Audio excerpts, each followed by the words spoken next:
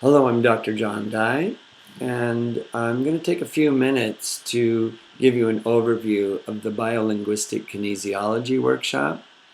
I actually call it biolinguistic kinesiology and clearing because on the second day we actually go into the mind-body process using the muscle test more or less as a psychokinesiology tool to find particular emotional or mental core issues and blocks. We learn to track and find the underlying cause and do some processing, including tapping and clearing techniques. And yet on the first day, what we're teaching are the basics of muscle testing. And we call it kinesiology or muscle testing. And I recognize that there are many different schools and different practitioners that use muscle testing in different ways. So the term biolinguistic kinesiology, I have come up with this term to suggest that the bio is body.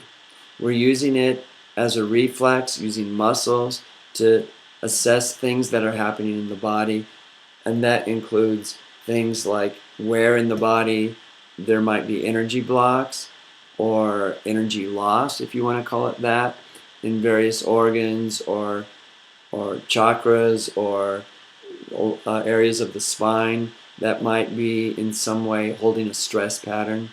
So we can use it to assess the body. But the biolinguistic aspect involves using language.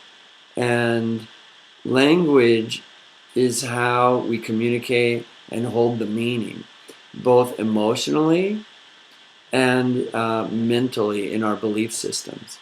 And I believe that not only can the physical body hold stress and become ill, but there can be holding patterns within the emotions and within the thoughts and the mental body that are a primary source of illness.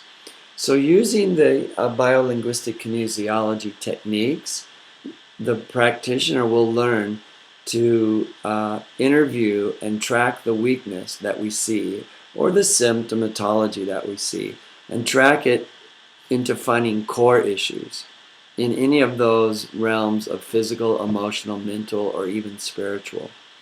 So in a way, I am teaching a very intuitive process and an intuitive way of involving an interaction between the mind-body interview, the skill of the practitioner, and the subtle, energetic, and intuitive assessments that we use with biolinguistic kinesiology.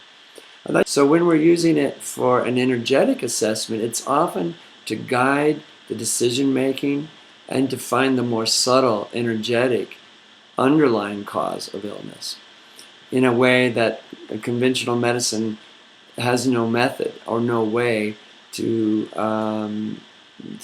dive into that realm.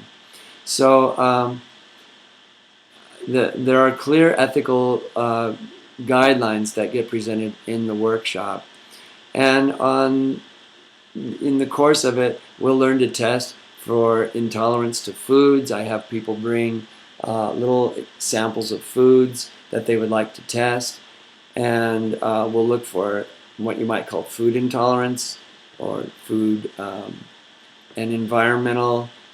There's ways to assess for environmental impact of certain products and medications and so forth, how the body resonates with that.